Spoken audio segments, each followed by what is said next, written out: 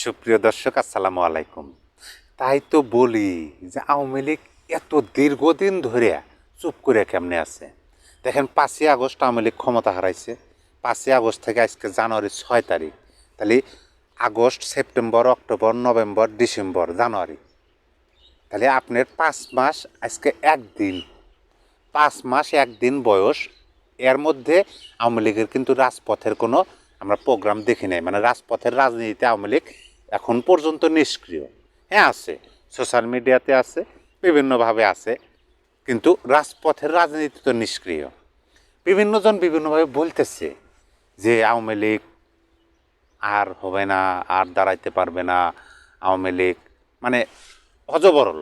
আমার ওই কথাগুলো পছন্দ না, কিন্তু আমার যেটা মনে হয়, মানে আওয়ামী লীগ এবং আওয়ামী লীগের বিরোধী যারা আছে তাদের বক্তব্যগুলো শুনে আমি একটা বিষয় মানে অনুধাবন করতে পারছি, দেখলাম যে আপনাদের কাছে শেয়ার করি। দেখেন, আজ পর্যন্ত আওয়ামী লীগের যতগুলো নেতাকর্মী, বিশেষ করে এই আপনার ছাত্রলীগের সভাপতি সাদ্দাম হোসেন থেকে শুরু করে আপনার হাসান মাসুদ, তারপর যে তথ্য প্রতিমন্ত্রী যে ছিল তিনি, প্রধানমন্ত্রী, সাবেক প্রধানমন্ত্রী শেখ হাসিনা, সজীব ওয়াজেদ জয়, আমির হোসেন আমু, মানে যারা আছে, যেগুলা নেতাকর্মীর বক্তব্য জনসম্মুখে আইছে 5ই আগস্টের পরে, সেই আলোচনাগুলো আপনি যদি পর্যালোচনা করেন দেখবেন যে প্রত্যেক জনেরই আলোচনার মধ্যে একটা জিনিস কমন। সেটা হলো যে তারা বলে যে তারা চক্রান্তের শিকার হয়েছে, তারা কনস্টিটিউশনাল ইলেক্টেড গভর্নমেন্ট এখনও তারাই, অর্থাৎ বাংলাদেশের সংবিধান অনুযায়ী নির্বাচিত সরকার এখনও আওয়ামী লীগই, তাদেরকে জোরপূর্বক ক্ষমতা থেকে সরানো হয়েছে এবং দেশ থেকে বাধ্য করা হয়েছে আওয়ামী লীগ সভাপতিকে, সাবেক প্রধানমন্ত্রীকে। এই কথাটা কিন্তু আপনি প্রত্যেকটা নেতাকর্মীর মুখে পাবেন, যতগুলো নেতাকর্মী মানে ভাষণ বা কথা এখন পর্যন্ত জনসম্মুখে হয়েছে। আচ্ছা, তারপরে দেখেন বর্তমানে যারা ক্ষমতায় আছে, এই সমন্বয়করা বা উপদেষ্টারা, তাদের কথাগুলো, সবার কথার মধ্যে কিন্তু একটা জিনিস কমন। দেখবেন যে সবাই কিন্তু বলার চেষ্টা করে যে আওয়ামী লীগ যদি আসতে পারে তাহলে কিন্তু আমাদের সবারই খবর আছে, 12টা বাজে দিব। যারাই যেভাবে বক্তব্য দিকে 5 মাসের বক্তব্যগুলো আপনি পর্যালোচনা দেখবেন যে এই কথাগুলো কমন, যে আওয়ামী লীগ যদি আসতে পারে বাংলাদেশে ক্ষমতায় তাহলে কিন্তু আমাদের 12টা বাজবে। অনেক সমন্বয়ক তো বলেই ফালাইছে যে যদি আসতে পারে আওয়ামী লীগ ক্ষমতায় তাহলে কিন্তু আমাদের আর খুঁজে পাওয়া যাবে না।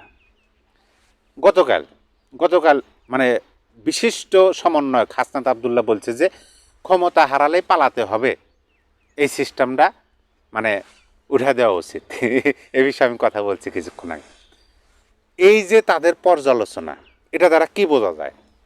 তার মানে আওয়ামী লীগের কথাগুলো যদি পর্যালোচনা করেন তাহলে বোঝা যায় যে আওয়ামী লীগ এখনও হয়তো বা চাইতেছে যে তারা তাদের ক্ষমতায় পুনর্বহালের চেষ্টা, এবং সেইটা হয়তোবা বর্তমান সরকারের ক্ষমতাসীনরা হয়তোবা বুঝতে পারতেছে হালকা যে তারা এই চেষ্টাই করতেছে, যে তারা আবার মসনদে এসে বসার চেষ্টা করতেছে, কিন্তু এইটা যদি সফল হয় আমাদের খবর আছে।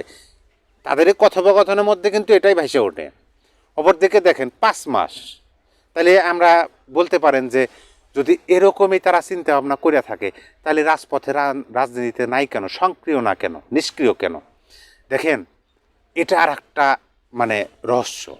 এই জন্য রহস্য, ওইদিকে ডোনাল্ড ট্রাম্প আপনার নির্বাচিত হলো, এই সামনে 20শে জানুয়ারি হবে হচ্ছে তার শপথ, অর্থাৎ 20শে জানুয়ারি 2025 থেকে ডোনাল্ড ট্রাম্পের প্রাইম মিনিস্টার হিসেবে, মানে প্রধানমন্ত্রী হিসেবে আমেরিকায় তিনি কাজ শুরু করবে।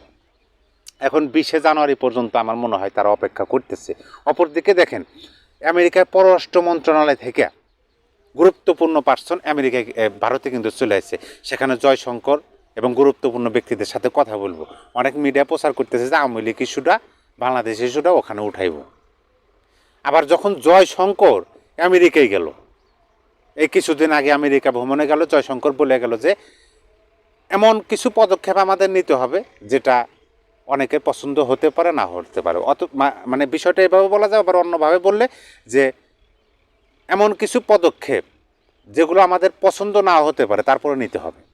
মানে এগুলো রাজনৈতিক, ভূ রাজনৈতিক বিষয়গুলো আমরা তো ওরকম বুঝি না, বড় বড় রাজনৈতিক বিশ্লেষকরা বুঝবে, কিন্তু আমরা ছোট মাথায় ছোট বুদ্ধিবিদ্যায় যতটুকু বুঝি এটাই কিন্তু বের হয়ে এসে যে এই জন্যই হয়তো বা আওয়ামী লীগ দীর্ঘদিন ধরে চুপ আছে, যে ওখানে প্রধানমন্ত্রী হিসেবে শপথ নেব ডোনাল্ড ট্রাম্প, তার সামনে বিষয়গুলো উপস্থাপন করব যে আমরা কনস্টিটিউশনাল অনুযায়ী আমরা ইলেকটেড প্রাইম মিনিস্টার, আমরা ইলেকটেড গভর্নমেন্ট, আমাদেরকে এভাবে চক্রান্তের মাধ্যমে সরাইছে, এখন কি বলেন।